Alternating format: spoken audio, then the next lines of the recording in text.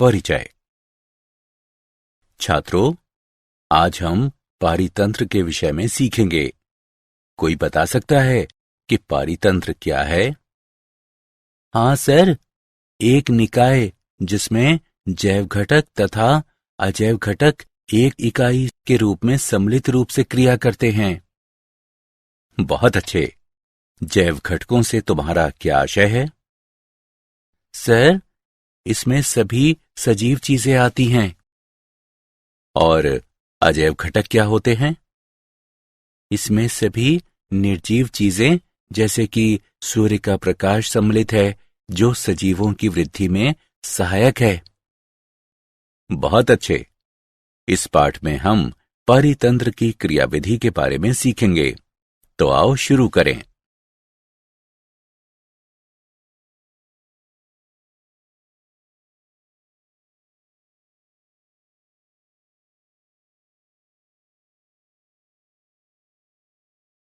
उद्देश्य।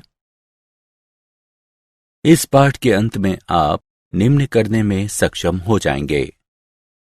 पारितंत्र की संरचना एवं प्रकार्य का वर्णन करना, पारिस्थितिक पिरामिड का वर्णन करना, पारिस्थितिक अनुक्रम की व्याख्या करना, पादपों के अनुक्रम का वर्णन करना, पोषक चक्र की व्याख्या करना और पारितंत्र सेवाओं के विषय में जानना। पारितंत्र संरचना एवं क्रियाशीलता। पारितंत्र में किसी क्षेत्र के समस्त जैव व अजैव घटक तथा उनकी अन्योन्य क्रियाएं सम्मिलित होती हैं। प्रत्येक पारितंत्र में जीवों का विन्यास एक या अधिक परतें या स्तर बनाता है। प्रत्येक में विशिष्ट प्रकार की प्रजातियों की समष्टियां होती हैं, जो स्तर विन्यास कहलाता है। स्तर विन्यास जल के बड़े निकायों जैसे कि झीलों एवं महासागरों में भी पाया जाता है। इनमें स्तरों का विभेदन प्रकाश की प्रवेश्यता, तापक्रम, घुली ऑक्सीजन की मात्रा इत्यादि के द्वारा होता है। किसी पारितंत्र के मुख्य प्रकार्य निम्न हैं: उत्पादकता, अपघटन, ऊर्जा प्रवाह, पोषण चक्र।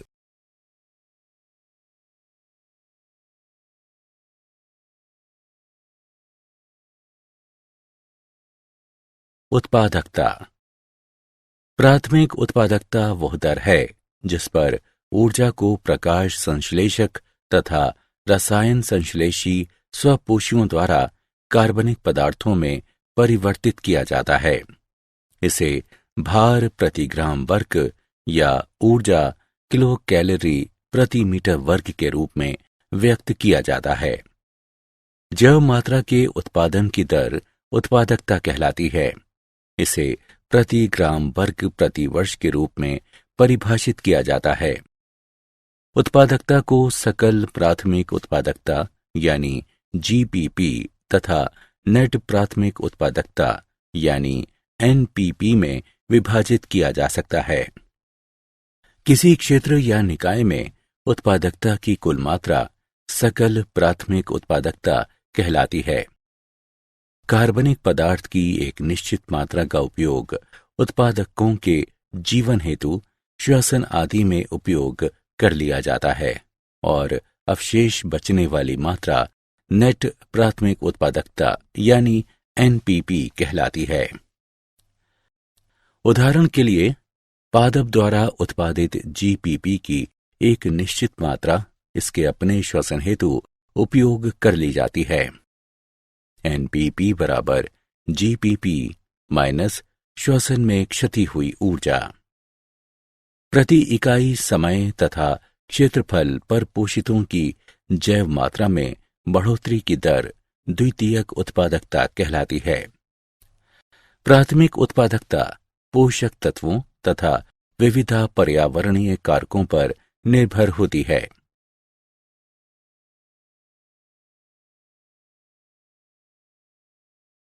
अपघटन। अपघटन वह प्रक्रिया है जिसमें जटिल कार्बनिक पदार्थ सरल कार्बनिक पदार्थों में और अंततः अकार्बनिक यौगिकों के रूप में खंडित किए जाते हैं। अपरद अपघटन हेतु कच्ची सामग्री होती है। अपरदाहारी ऐसे जीव होते हैं जो अपरद से आहार प्राप्त करते हैं और इसे सरल यौगिकों में विखंडित कर देते हैं। अपघटन के निम्न चरण होते हैं। खंडन, ये अपरद को सरल यौगिकों में विखंडित करने की प्रक्रिया है।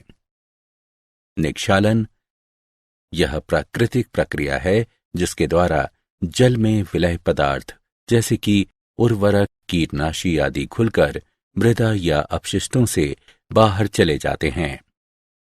अपचय, एंजाइमों द्वारा अपरद को सरल कार्बनिक यौगिकों में और फिर अकार्बनिक यौगिकों में परिवर्तित किया जाना अपचय कहलाता है।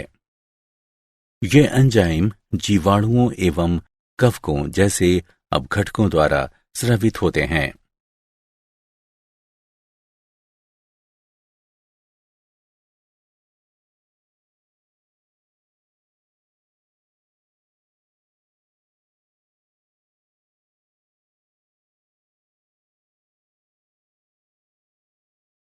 अपघटन के चरण।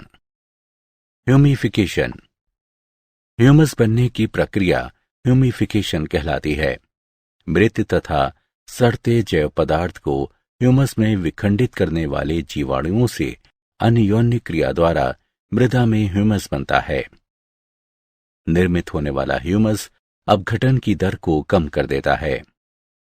खनिजीकरण, ये वह प्रक्रिया है जिसमें कुछ सूक्ष्म जीवों द्वारा ह्यूमस का पुनः खंडन किया जाता है और अकार्बनिक पोषक तत्व मुक्त किए जाते हैं। ऊर्जा प्रवाह, उत्पादक सामान्यतः पर्णहरित धारक स्वपोषित जीव होते हैं जो सूर्य के प्रकाश की सहायता से प्रकाश संश्लेषण क्रिया के द्वारा अकार्बनिक कच्ची सामग्रियों से कार्बनिक यौगिक बनाते हैं। हरित पादप पारितंत्र में उत्पादक माने जाते हैं। उपभोक्ता ऐसे जीव होते हैं जो अन्य सजीवों से पोषक तत्व या भोजन प्राप्त करते हैं। ये परपोषित होते हैं। चित्र में प्रदर्शित समस्त जंतु उपभोक्ताओं की श्रेणी में आते हैं। उपभोक्ता दो प्रकार के होते हैं, शाकाहारी और मांसभक्षी।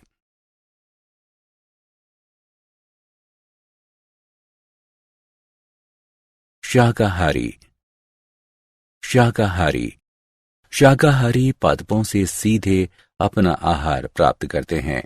ये प्राथमिक उपभोक्ता भी कहलाते हैं।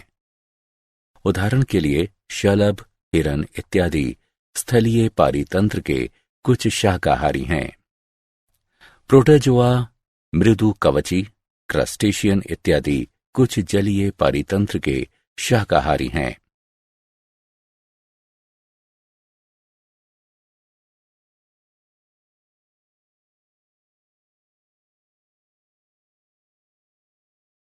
मांसाहारी, मांसभक्षी। मांसभक्षी ऐसे जंतु होते हैं जो अन्य जंतुओं का आहार या शिकार करते हैं। शाकाहारियों से आहार प्राप्त करने वाले मांसभक्षी प्राथमिक मांसभक्षी या द्वितीयक उपभोक्ता कहलाते हैं, जैसे कि मेंढक, पक्षी, लोमड़ी, बिल्ली इत्यादि। जो जंतु प्राथमिक मांसभक्षियों से आहार प्राप्त करते हैं वे द्वितीयक मांसभक्षी या तृतीयक उपभोक्ता कहलाते हैं, जैसे कि उल्लू, मोर, चीता, शेर इत्यादि। द्वितीयक उपभोक्ताओं का कुछ बड़े मांसभक्षियों द्वारा शिकार कर लिया जाता है। ये तृतीयक उपभोक्ता कहलाते हैं। बड़े मांसभक्षी जैसे कि शेर, चीता इत्यादि जिनका शिकार नहीं किया जा सकता, वे खाद्य श्रृंखला में शीर्ष स्थान धारण करते हैं और शीर्ष मांसभक्षी कहलाते हैं। पादपों एवं जंतुओं दोनों का उपभोग करने में सक्षम जंतु सर्वाहारी कहलाते हैं, जैसे कि मनुष्य। अपमार्जक मृतोपजीवी सूक्ष्म जीव जैसे कि जीवाणु और कवक इत्यादि होते हैं, जो उत्पादकों तथा उपभोक्ताओं के मृत शरीरों व उनके कार्बनिक अपशिष्टों से अपना भोजन प्राप्त करते हैं। अपमार्जकों को प्रायः उनके छोटे आकार के कारण सूक्ष्म उपभोक्ता भी कहा जाता है। स्रोत से पादपों में ऊर्जा का स्थानांतरण, जो सजीवों की एक श्रृंखला के माध्यम से आहार लेने और आहार बन जाने की प्रक्रिया द्वारा होता है, वह खाद्य श्रृंखला कहलाता है। चारण खाद्य श्रृंखला सदैव हरित पादपों से आरंभ होकर तृतीयक उपभोक्ता स्तर तक जाती है और हरित पादप सौर ऊर्जा को अवशोषित करने वाले पहले सजीव होते हैं, जबकि अपरद खाद्य श्रृंखला अपरदहारियों से आरंभ होती है। इस खाद्य श्रृंखला में जीवाणु और कवक प्रथम होते हैं। किसी पारिस्थितिक समुदाय में खाद्य श्रृंखलाओं का अन्योन्य संबंध खाद्य जाल कहलाता है।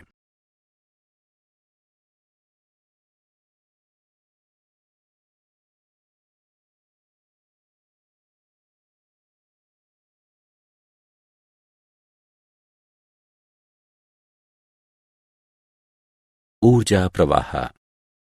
पोषी स्तर। खाद्य श्रृंखला में अपने आहार संबंधों के अनुसार जीव एक स्थान ग्रहण करते हैं जो उनका पोषी स्तर कहलाता है। सूर्य तथा पोषक तत्वों से ऊर्जा उत्पन्न करने वाले पादप प्रथम पोषी स्तर पर होते हैं। इसके पश्चात पादप खाने वाले शाकाहारी द्वितीय पोषी स्तर पर आते हैं। तीसरे स्तर पर प्राथमिक मांसभक्षी आते हैं, क्योंकि वे शाकाहारियों को खाते हैं। चौथे स्तर पर द्वितीयक मांसभक्षी आते हैं, क्योंकि वे प्राथमिक मांसभक्षियों को खाते हैं। विभिन्न पोषी स्तरों में किसी दिए गए समय पर उपस्थित सजीव सामग्री की मात्रा स्थित शस्य कहलाती है। उत्तरवर्ती पोषी स्तरों के साथ ऊर्जा प्रवाह की मात्रा घटती जाती है।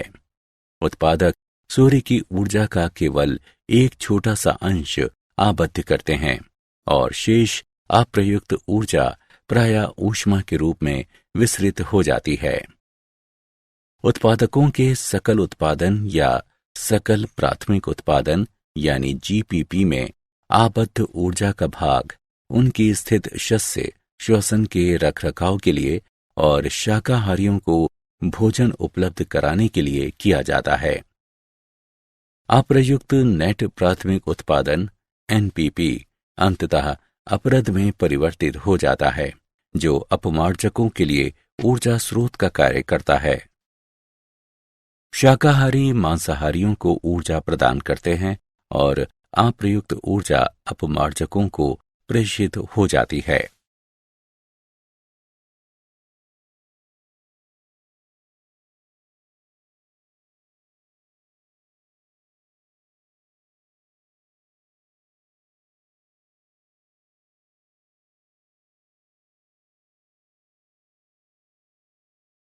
पारिस्थितिक पिरामिड सूची स्तंभ। पोषी संरचना को पारिस्थितिक पिरामिड के रूप में ग्राफीय तरीके से दिखाया जा सकता है। 3 प्रकार के पारिस्थितिक पिरामिड होते हैं। ये निम्न हैं: संख्या का पिरामिड, जैव मात्रा का पिरामिड और ऊर्जा का पिरामिड।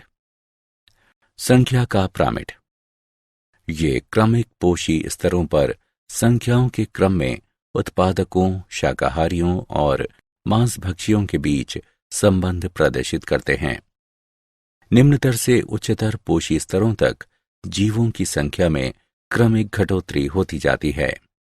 पारिस्थितिक पिरामिड सूची स्तंभ। पोषी संरचना को पारिस्थितिक पिरामिड के रूप में ग्राफीय तरीके से दिखाया जा सकता है। 3 प्रकार के पारिस्थितिक पिरामिड होते हैं। ये निम्न हैं: जैव मात्रा का पिरामिड। जैव मात्रा का पिरामिड ये प्रत्येक पोषी स्तर पर जैव मात्रा की सापेक्षिक मात्राएं दर्शाने वाला ग्राफीय निरूपण होता है। इसमें सजीवों को प्रत्येक आहार स्तर से एकत्रित किया, सुखाया जाता है और फिर भरमापन किया जाता है। ये शुष्क भार सजीवों में कार्बनिक पदार्थों की मात्रा दर्शाता है। जलीय पारितंत्र में जैव मात्रा का प्रामिड उल्टी आकृति वाला होता है, क्योंकि ये उच्चतर पोषी स्तर की ओर जैव मात्रा में तीव्र गिरावट प्रकट करता है।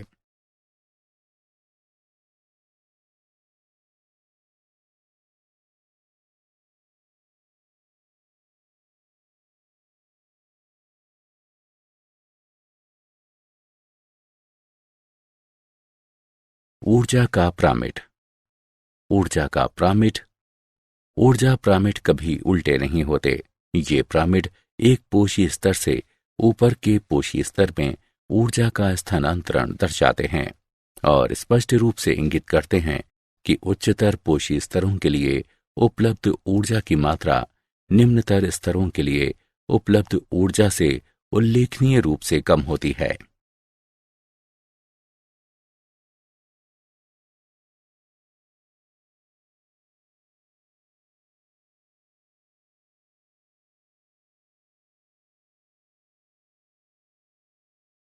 पारिस्थितिक अनुक्रमण। किसी पारितंत्र में किसी बाहुल्य प्रकार की स्पीशीज या समुदाय का अन्य द्वारा क्रमिक प्रतिस्थापन, जिसके फलस्वरूप एक स्थायी चरम समुदाय विकसित हो जाता है, पारिस्थितिक अनुक्रमण कहलाता है। पारिस्थितिक समुदायों का संपूर्ण क्रम, जो आरंभिक स्थिति से लेकर चरम तक किसी क्षेत्र में क्रमिक रूप से स्थान घेरता है, क्रमक कहलाता है। अनुक्रमण की विशेषताएं। ये अस्थायी जैव समुदाय से स्थायी जैव समुदाय की ओर प्रगति करने, अर्थात पर्यावरण से पूर्ण समायोजन करने की परिवर्तित रखता है। इसके क्रमक स्तर इतने नियमित व निर्देशित होते हैं कि पारिस्थितिकविद प्रायः भावी समुदायों के क्रम का पूर्व अनुमान कर सकते हैं। क्रमिक क्रमक स्तरों में स्पीशीज की विविधता, कुल जैव मात्रा, विशेष विशिष्टीकरण तथा मृदा में ह्यूमस मात्रा में वृद्धि की प्रवृत्ति होती है। इसमें सरल खाद्य श्रृंखलाओं से जटिल खाद्य जालों की ओर प्रगति की प्रवृत्ति होती है। वास स्थलों में जलीय या शुष्क दशाओं से समाद्र शुष्क मैसिक दशाओं में परिवर्तित होने की प्रवृत्ति होती है। पादपों एवं जंतु समुदायों का अनुक्रमण समानांतर चलता है, हालांकि पादप अनुक्रमण आसानी से दृश्यमान होता है।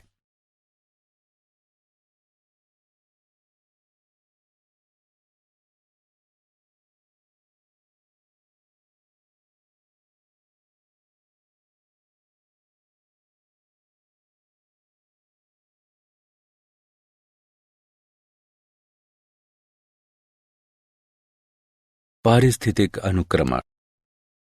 अनुक्रमण के प्रकार। अनुक्रमण दो प्रकार के होते हैं: प्राथमिक अनुक्रमण, द्वितीयक अनुक्रमण।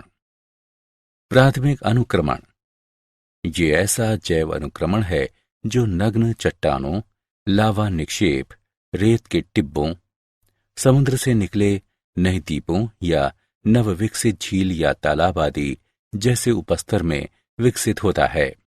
ऐसा उपस्तर प्रथम जीवन या पुरोगामी समुदाय के प्रति विरोधी होता है।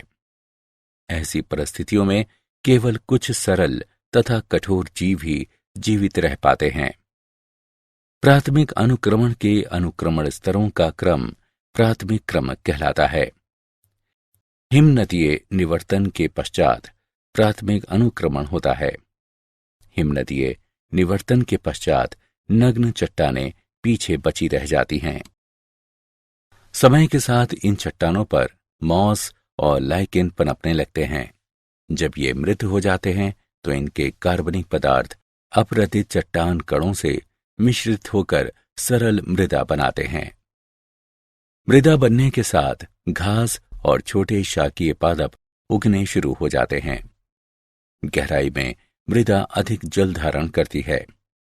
क्रमिक रूप से वृक्ष विकसित होते हैं, जिससे परिपक्व मृदाओं पर चरम समुदाय का विकास होता है।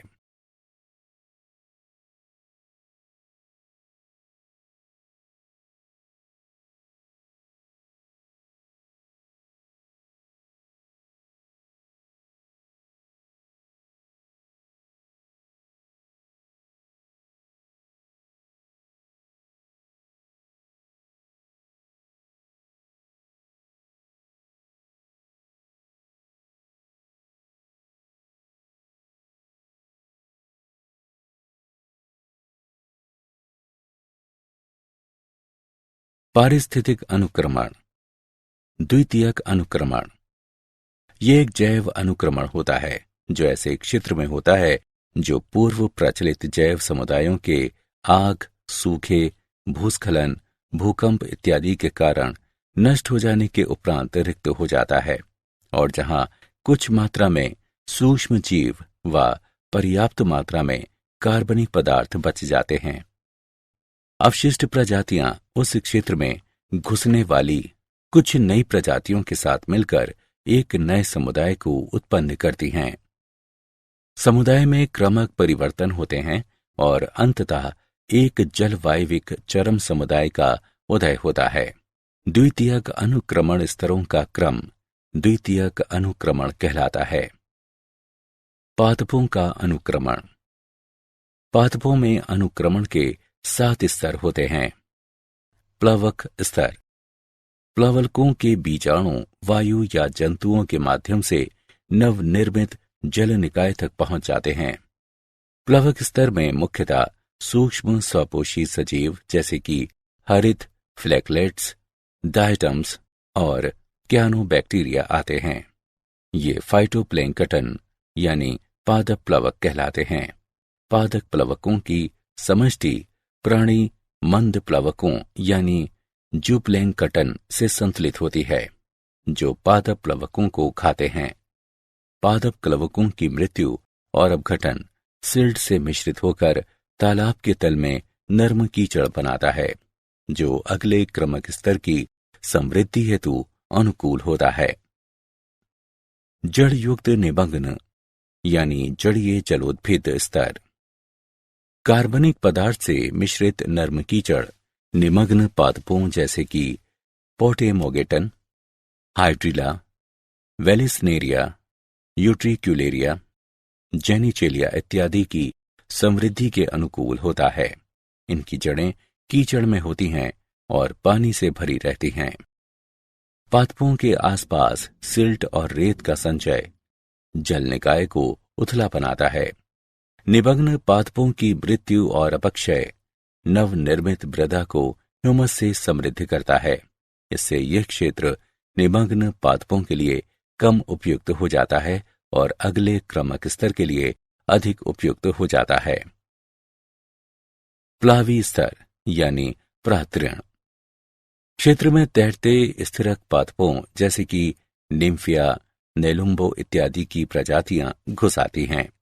ये पादप जल को खनिज एवं कार्बनिक पदार्थों से समृद्ध कर देते हैं।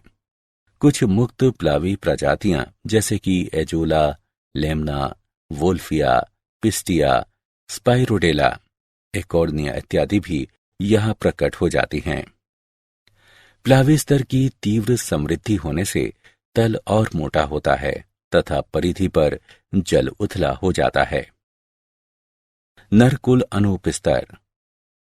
जलथलीय पादप जैसे कि टाइफा, फ्रैगमेटिस, सेगिटेरिया, स्क्रिप्स इत्यादि क्षेत्र में प्लावी पादपों को प्रतिस्थापित कर देते हैं। ये पादप प्रचुर मात्रा में कार्बनिक पदार्थ उत्पन्न करते हैं तथा जल की विशाल मात्रा को छानते हैं। ये पादप तलछटीय सामग्री व ह्यूमस को संचित करते हुए तट निर्मित करते हैं। उपस्तर अब दलदली भूमि में बदल जाता है। कच्छ शातवल स्तर। जल निकाय के दलदली तट पर कैरेक्स, साइपेरस और जंकस इत्यादि प्रजातियां आ जाती हैं। कुछ घास जैसे कि थेमेडा, डाइकेंथियम और कुछ शाख जैसे कि काल्था, कैंपनूला, पॉलीगोनम इत्यादि भी क्षेत्र को घेर लेती हैं। ये पादप इस क्षेत्र को और अधिक ह्यूमस समृद्ध बना देते हैं। काष्ठ भूमि स्तर। इस स्तर में इस क्षेत्र में कुछ झाड़ीनुमा पादप आ जाते हैं जो तेज धूप तथा जलमग्नता दशाओं को सहन कर सकते हैं।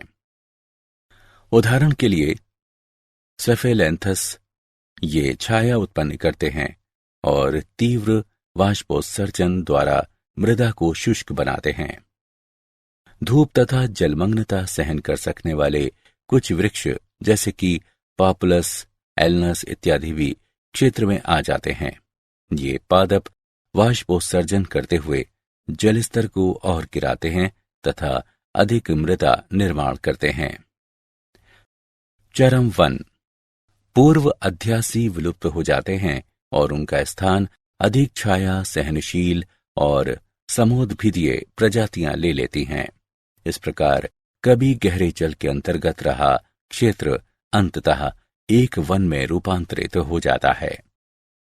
ये ध्यान रखना चाहिए कि चरम समुदाय की प्रकृति जलवायु पर निर्भर होती है। वन समुदाय तभी विकसित होता है जब जलवायु अधिक नम हो। शुष्क जलवायु में चरम समुदाय घास भूमि या किसी अन्य जीरक समुदाय में बदल जाता है। पोषक चक्रण सजीवों में तथा सजीवों व उनके भौतिक पर्यावरण के बीच पोषकों या तत्वों का संतत विनिमय जैव भू रासायनिक या पोषक चक्र कहलाता है। पोषक चक्र के प्रकार गैसीय और अवसादी। गैसीय पोषक चक्र के स्रोत वायुमंडल में उपस्थित हैं। कार्बन, नाइट्रोजन चक्र आदि गैसीय पोषक चक्र के उदाहरण हैं। अवसादी पोषक चक्र के स्रोत भूपटि में उपस्थित हैं। फास्फोरस, पोटेशियम चक्र आदि अवसादी पोषक चक्र के उदाहरण हैं।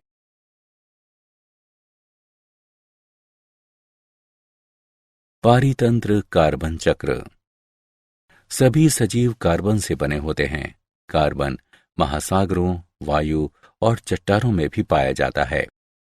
वायुमंडल में कार्बन, कार्बन डाइऑक्साइड गैस में ऑक्सीजन से जुड़ा रहता है।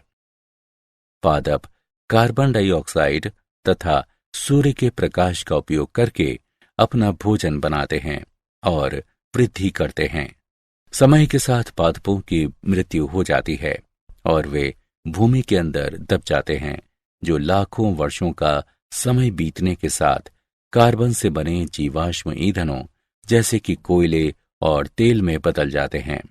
जब मनुष्य जीवाश्म ईंधन जलाते हैं तो अधिकांश कार्बन कार्बन डाइऑक्साइड के रूप में तीव्रता से वायुमंडल में प्रवेश कर जाता है।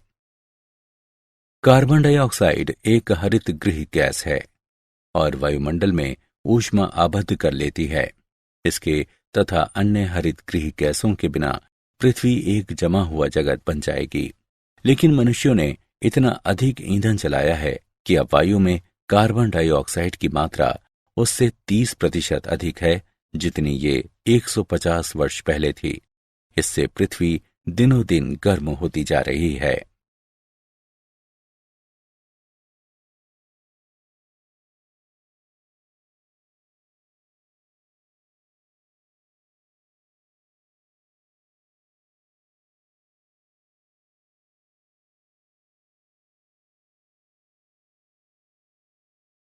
पारितंत्र फास्फोरस चक्र।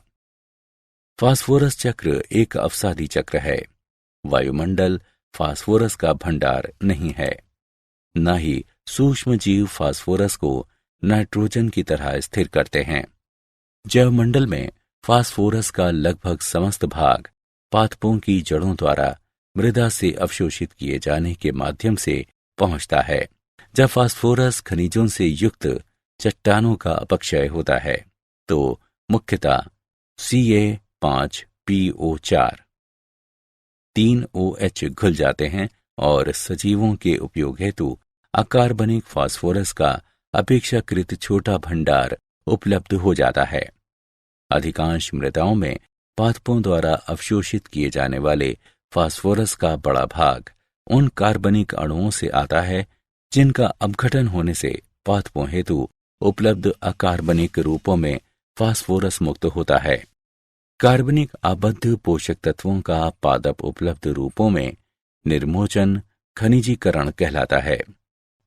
फास्फोरस का उपयोग सजीवों द्वारा ऊर्जा स्थानांतरण में न्यूक्लियिक अम्लों के एक घटक के रूप में तथा जैविक झिल्लियों के संरचनात्मक तत्व के रूप में किया जाता है।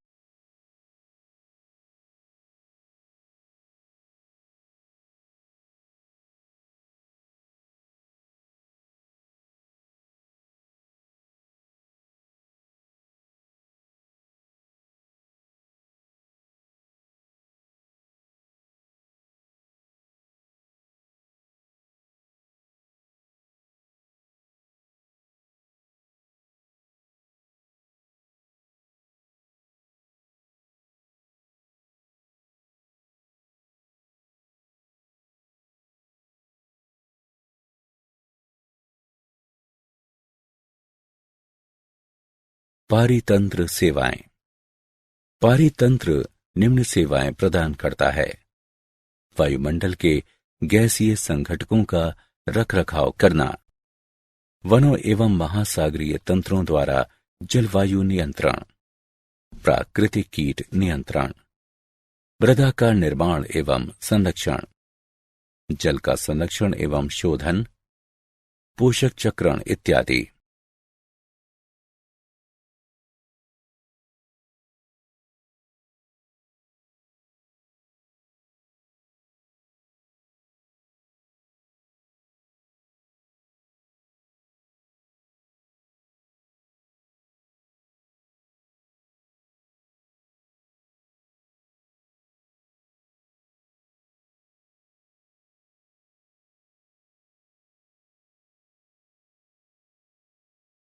क्या आप जानते हैं 1935 में आर्थर ट्रांसले नामक अंग्रेज पारिस्थितिकविद ने पारितंत्र शब्द प्रस्तुत किया। कुछ पोषक तत्वों तथा धूप का प्रबंध करके उष्ण कटिबंधीय फलों वाले पौधों को घरों के अंदर उगाया जाना संभव है। पूरी पृथ्वी पर निर्वनीकरण जलवायु परिवर्तन का सबसे बड़ा कारण है।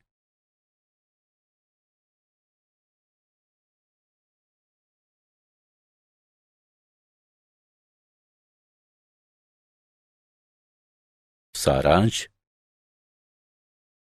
आइए हमने जो कुछ सीखा है उसे संक्षेप में दोहराएं। पारितंत्र में किसी क्षेत्र के समस्त जैव व अजैव घटक तथा उनकी अन्योन्य क्रियाएं सम्मिलित होती हैं। जैव मात्रा के उत्पादन की दर उत्पादकता कहलाती है। कार्बनिक पदार्थ की एक निश्चित मात्रा का उपयोग उत्पादकों के जीवन हेतु श्वसन आदि में उपयोग कर लिया जाता है और अवशेष बचने वाली मात्रा नेट प्राथमिक उत्पादकता कहलाती है। एनपीपी बराबर जीपीपी माइनस श्वसन में क्षति हुई ऊर्जा। अपघटन वह प्रक्रिया है जिसमें जटिल कार्बनिक पदार्थ सरल कार्बनिक पदार्थों में और अंततः अकार्बनिक यौगिकों के रूप में खंडित किए जाते हैं। शाकाहारी पादपों से सीधे अपना आहार प्राप्त करते हैं। मांसभक्षी ऐसे जंतु होते हैं जो अन्य जंतुओं का आहार या शिकार करते हैं।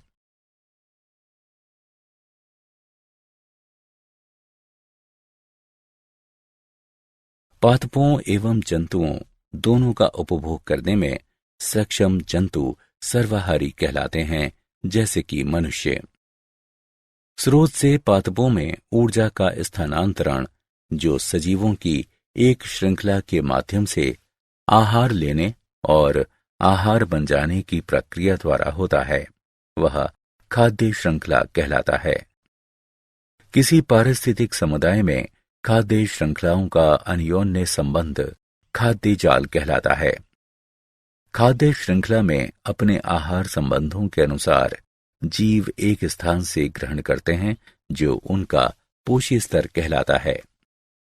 पोषी संरचना को पारिस्थितिक पिरामिड के रूप में ग्राफीय तरीके से दिखाया जा सकता है।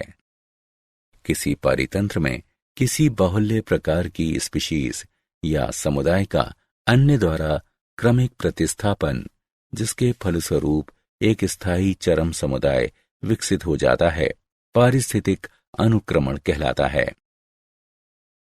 पादपों में अनुक्रमण के 7 स्तर होते हैं: प्लवक स्तर, जड़युक्त निमग्न, जड़ीय जलोद्भिद स्तर, प्लावी प्रातरण स्तर, नरकुल अनूप स्तर, कच्छ शातवल स्तर और काष्ठभूमि स्तर।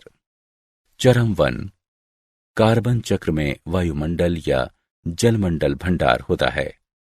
फास्फोरस चक्र में स्थल मंडल भंडार होता है।